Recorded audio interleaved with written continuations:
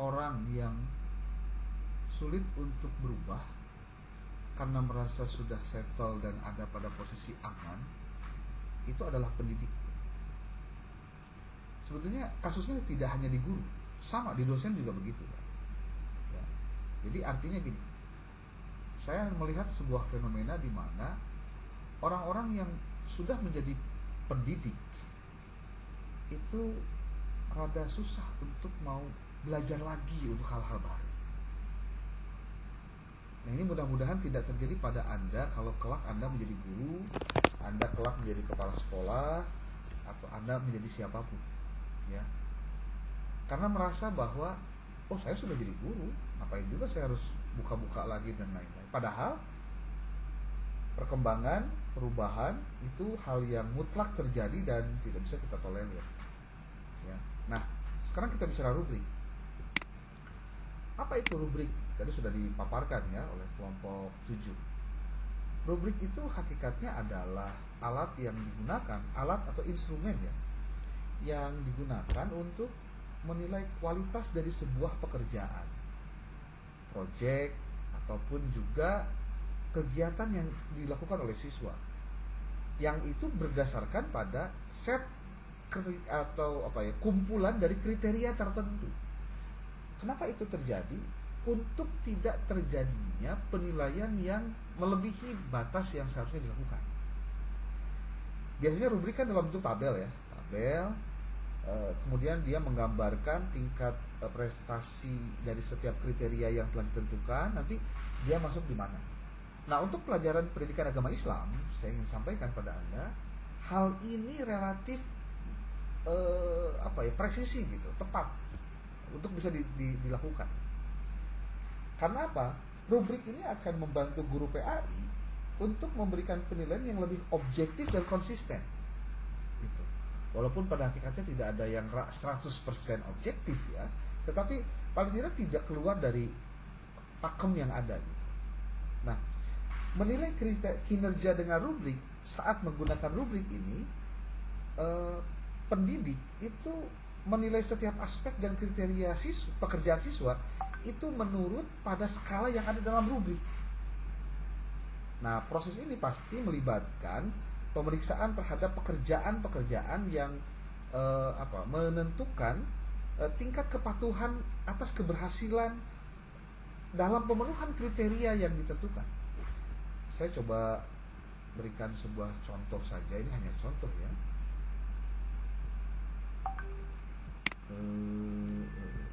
Contoh mana ini? Share.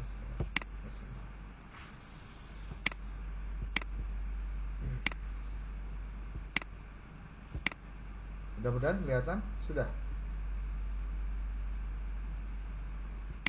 Masih loading.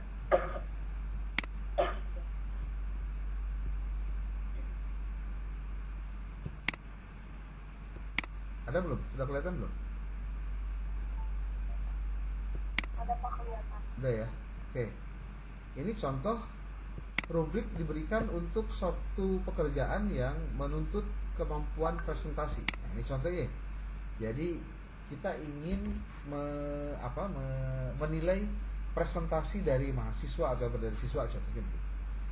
Terutama dilihat dulu dari contohnya nih, kelengkapan isinya, kejelasan suaranya, bahasanya, kontak matanya, kemudian penggunaan media. Ini contoh ya, contoh. Ini saya pikir tidak semua guru bisa memahami hal ini loh. Ya, apalagi cara membuatnya. Apalagi kalau yang pusingan gitu, orangnya pusing, nggak mau capek repot atau ribut contohnya. Kalau orang udah ngomong begitu ya berarti susah dia untuk diajak belajarnya.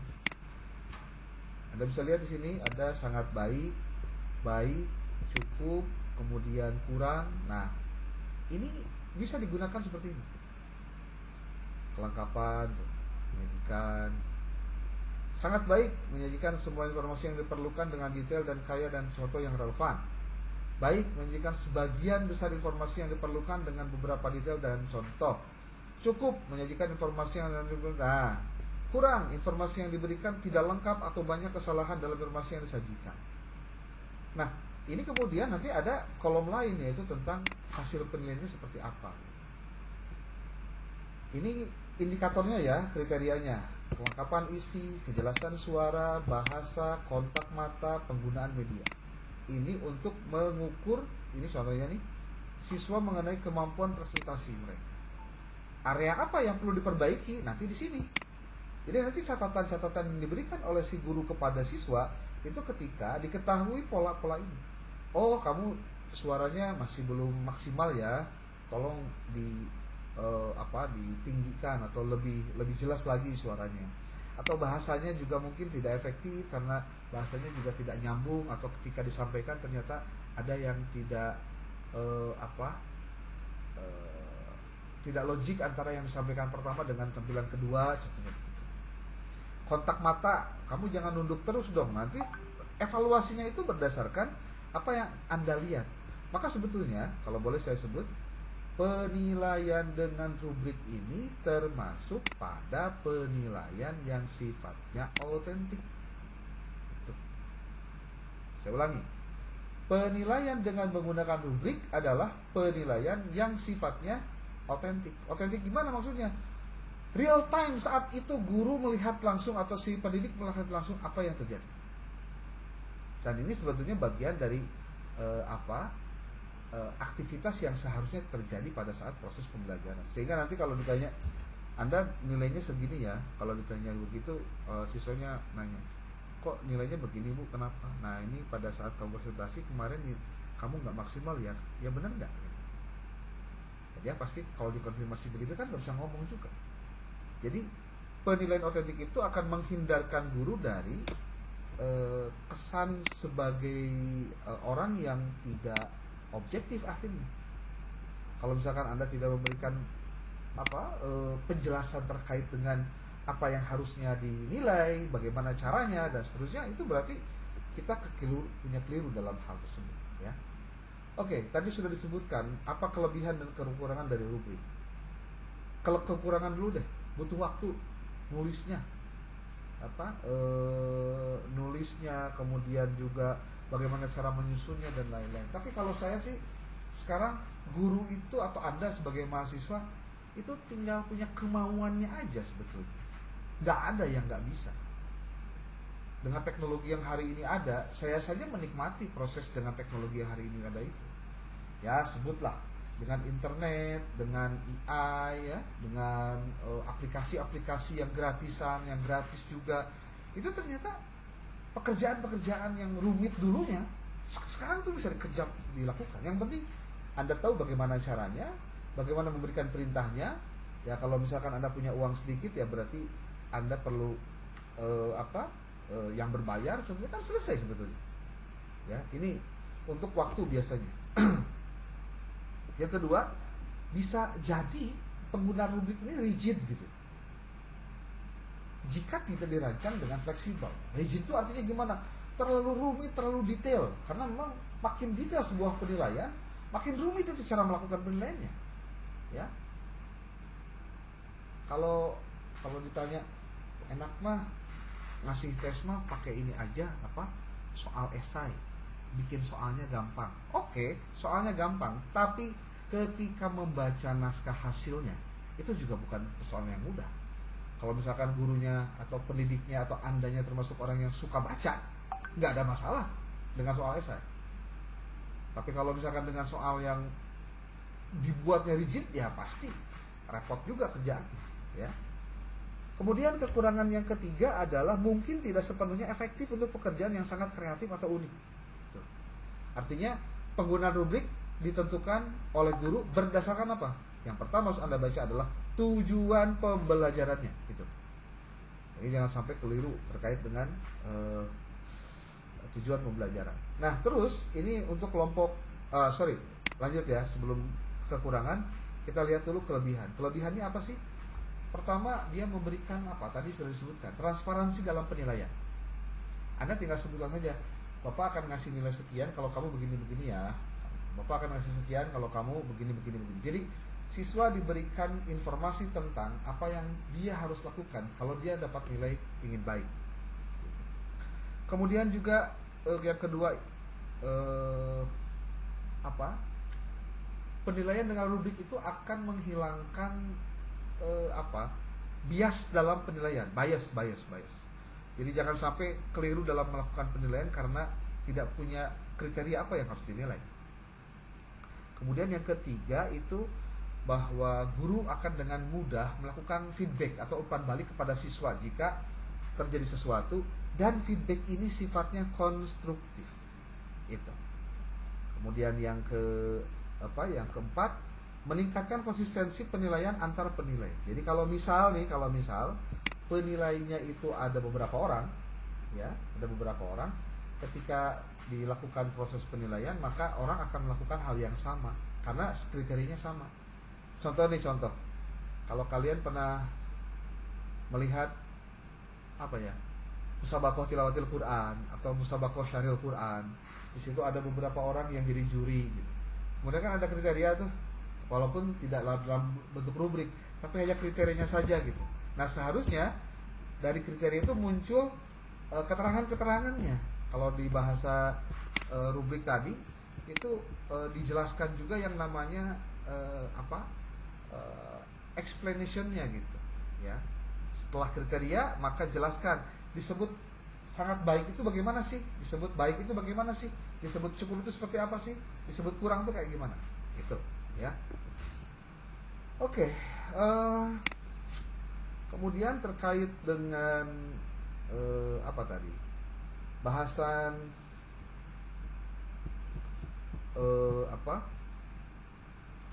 atau materi tentang kelompok 8, pemanfaatan hasil evaluasi dan refleksi pelaksanaan evaluasi.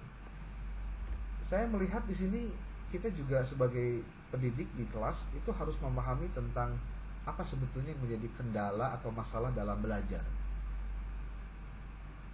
Kemudian mengidentifikasi permasalahan peserta didik dalam belajar.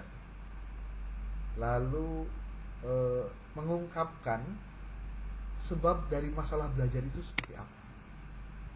Nah, pertanyaan-pertanyaan ini sebetulnya tidak mudah untuk dijelaskan kecuali kita bisa memahami satu persatu terkait dengan aspek-aspek yang bisa membuat belajar itu akan dilakukan dengan benar. Masalah dalam belajar itu sangat bervariatif, ya. Termasuk kesulitan dalam memahami materi,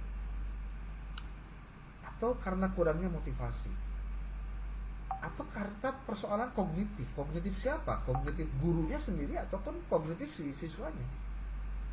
Kemudian masalah belajar juga itu bisa karena kesulitan berkonsentrasi, atau adanya masalah sosial atau emosional.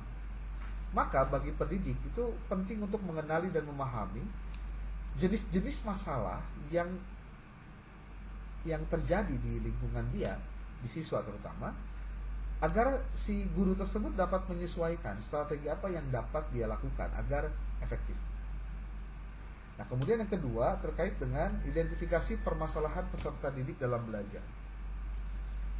Proses identifikasi ini melibatkan pengamatan yang cermat, ya, terhadap perilaku dan kinerja akademik dari peserta didik. Kalau kita bicara tentang guru, maka guru dapat menggunakan berbagai metode. Seperti apa metodenya? Seperti ada penilaian formatif, ada observasi langsung gitu ya. Kemudian feedback dari peserta didik. Paling tidak si guru itu harus bisa mengidentifikasi masalah spesifik yang terjadi di ruang tempat dia mengajar. Nah, maka perlu kiranya si guru itu pengungkapan sebab masalah belajar.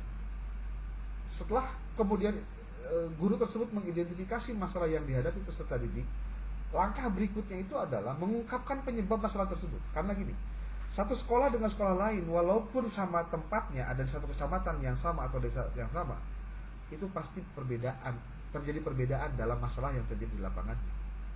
Nah, kenapa ini harus diungkapkan? Karena bisa meliputi analisis dari gaya belajar dari si peserta didik, latar belakang sosial ekonomi dari mereka, kondisi psikologis juga dari mereka, kemudian ada hambatan lingkungan belajar yang boleh jadi ini mempengaruhi kemampuan belajar mereka. Kalau mudah-mudahan saya salah ya, di daerah Kuningan apa di daerah Majalengka itu anak-anak kecil itu sudah terbiasa bantu orang tuanya untuk bikin kenteng, bawa kenteng lah kemana-kemana gitu. Itu bayangkan kalau waktu mereka habis hanya untuk begitu, kapan belajarnya? Atau di tempat Anda itu ada tempat di mana anak itu jadi nggak ke sekolah hanya karena orang tuanya lagi panen. Nah kan itu juga persoalan. Sampai-sampai, Pak saya mau nggak sekolah ya, kenapa? Ini bantu orang tua di rumah panen. Lah belajarnya gimana? Emang ayah di aturan sekolah libur gara-gara orang tuanya panen? Ya nggak bisa lah. Tapi bagaimana mungkin dia bisa menolak ketika orang tuanya sendiri yang meminta? Karena mereka kalau menggunakan tenaga orang lain, nambah tenaga orang lain kan bayarnya harus juga tinggi, gitu ya. Nah, dari problem-problem terkait dengan persoalan belajar ini, Pak Ibu, yang harus diidentifikasi berikutnya adalah tentang bagaimana kita mencoba untuk membantu mengatasi masalah belajar. Jadi kadang-kadang begini Pak, persoalan belajar siswa itu tergantung dari cara kita merespon apa yang terjadi masalahnya. Mengatasi masalah dalam belajar itu melibatkan strategi intervensi yang sesuai, seperti bagaimana memodifikasi materi pembelajaran, bagaimana menggunakan metode pengajaran yang berbeda-beda, atau sekarang bahasanya berdiferensiasi gitu. Sesi bimbingan tambahan, guru mau nggak melakukan itu? Apalagi kalau udah ngomongin masalah salary, Pak, saya ngadain kegiatan tambahan, kalau nggak ada tambahan juga uangnya itu capek Pak. Ya kadang-kadang itu juga jadi problem. Atau terkait dengan penyediaan sumber daya belajar. Nah pendekatan ini harus disesuaikan dengan kebutuhan individual peserta didik. Problematikanya adalah kalau si guru ngajar banyak kelas, gimana caranya dia mengidentifikasi siswanya? Itu juga bukan persoalan gampang Pak. Contoh nih, ngajar di sekolah negeri, madrasah aliyah negeri, ngajar akidah akhlak, kelas 10-nya aja ada 10 Pak, kelas 11-nya ada 10. Anda ngajar di 2 jenjang itu, terus gimana cara mengidentifikasinya? Apa gampang? Nah disitulah peran dari guru bimbingan konseling, peran dari wali kelas. Berarti komunikasinya langsung kepada mereka supaya lebih masuk pada penjelasan terkait dengan hal tersebut. Oke, nah terakhir Bapak Ibu terkait dengan persoalan ini adalah bagaimana, bukan terakhir ya, sebelumnya ada pelaporan, ada pemanfaatan, dan ada refleksi. Kalau pelaporan, nah di sini yang biasanya jarang dilakukan. Guru jarang melakukan proses menyusun hasil penilaian dia terhadap aktivitas yang selama dia lakukan. Jadi hasil penilaian ini harus dilaporkan kepada pemangku kepentingan. Siapa pemangku kepentingan itu? Satu, peserta didik juga Pak.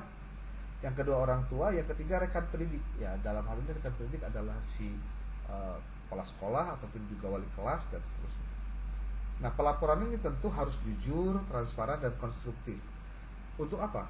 Menyediakan informasi yang objektif yang bisa digunakan untuk memperbaiki proses pembelajaran. Sementara pemanfaatan hasil evaluasi, Bapak, hasil evaluasi harus digunakan untuk memperbaiki praktik pengajaran dan pembelajaran. Ini termasuk bagaimana menyesuaikan kurikulum, metode pengajaran, strategi pendukung lainnya berdasarkan pada kebutuhan belajar yang dibutuhkan oleh si siswanya itu sendiri. Nah, setelah melakukan proses penyusunan laporan, maka tahap berikutnya adalah memanfaatkan hasil dari evaluasi itu. Nah, ini kadang-kadang kalau kita mau jujur-jujuran di lembaga pendidikan di persekolahan, rata-rata kita hanya melihat hasil belajar itu hanya dari masalah angka dan prestasi apa yang didapat tahun ini dari siswa ikutan lomba. Tidak dilihat dari apa aspek kualitatif yang sudah terjadi perubahan dari tahun sebelumnya ke tahun sekarang. Nah, saya pikir ini sudah harus menjadi bahan renungan untuk kita bersama Pak ya, bahwa yang namanya penilaian itu harusnya dilakukan proses refleksi Bapak Ibu. Jadi setelah hasil dimanfaatkan, ini yang harus jadi pertimbangan. kita harus dapat memanfaatkan hasil evaluasi itu untuk dipertimbangkan sebagai bahan perencanaan untuk kebijakan tahun berikutnya.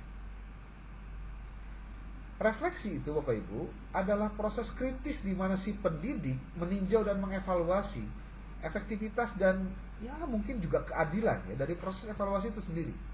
Termasuk juga mempertimbangkan apakah evaluasi itu telah adil atau enggak.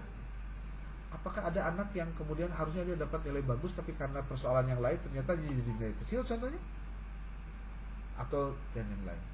Kalau tingkat persekolahan saya pikir ini juga sesuatu yang tidak bisa dipungkiri menjadi masalah yang harus kita hadapi dengan sebaik-baiknya. Nah, maka terakhir nih untuk paparan terkait dengan rubrik dengan pemanfaatan hasil evaluasi dan refleksi pelaksanaan evaluasi, kata kuncinya adalah kemauan untuk mau melakukan hal terbaik dalam menjalankan proses mengajar itu.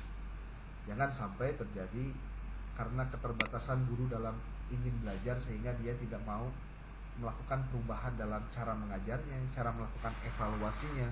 Termasuk jangan sampai kejadian lagi ada begini, guru menilai hasil pekerjaan siswa itu tidak dibaca, tidak diberikan apresiasi, bahkan tidak dijadikan sebagai standar dalam memberikan penilaian akhir. Itu jangan sampai lagi terjadi ya. Guru harus mau banyak belajar, ya. Guru harus banyak baca, ya. Guru harus mengikuti perkembangan zaman, ya. Dan semua itu adalah proses disrupsi yang harus dilakukan oleh guru. Kalau Anda sekarang sedang kuliah S2, Anda tidak melakukan disrupsi terhadap diri Anda sendiri, maka Anda akan terdisrupsi oleh lingkungan Anda. Disrupsi itu apa sih? Bahasa gampangnya itu perusakan, merusak gitu. Disrupsi itu merusak. Seperti kasus, kenapa ya Nokia dan Kodak itu gulung tikar gitu. Apa salah mereka? Gak ada yang salah. Mereka hanya tidak adaptif aja dengan perubahan. Nah itu aja. Kemudian banyak lah. Itu perusahaan besar ya. Seperti ojek pangkalan kalah dengan ojek online. Ya Anda mau tidak mau problematika itu akan terjadi. Kenapa? Karena disrupsi sudah terjadi dalam hal transportasi. Kemudian disrupsi dalam bidang ekonomi seperti jual beli online, itu juga mendisrupsi warung-warung sekitar atau perusahaan-perusahaan besar. Maka perusahaan besar pun sekarang buka online, mau gimana? Mereka mendisrupsi. Nah, kalau guru di dunia pendidikan tidak melakukan disrupsi, ya nanti akan punah dengan sendirinya. Dan itu mudah-mudahan tidak terjadi pada diri kita. Ini pesertanya jadi makin terus berkurang ya, gimana sih? Hanya 15 orang, 14 berarti ya. Tolong dibuatkan ini PJ-nya, yang hadir sekarang siapa, yang tidak hadir siapa. Tuh, kan belum post test ya. Setelah saya tutup sekarang, silahkan lakukan post test. Untuk kelompok 7 dan 8 silahkan bergiliran. Minggu depan kita UTS ya. Nanti saya konsultasi dulu dengan Pak Dr. Bambang. Kalau misalkan post testnya nanti dalam bentuk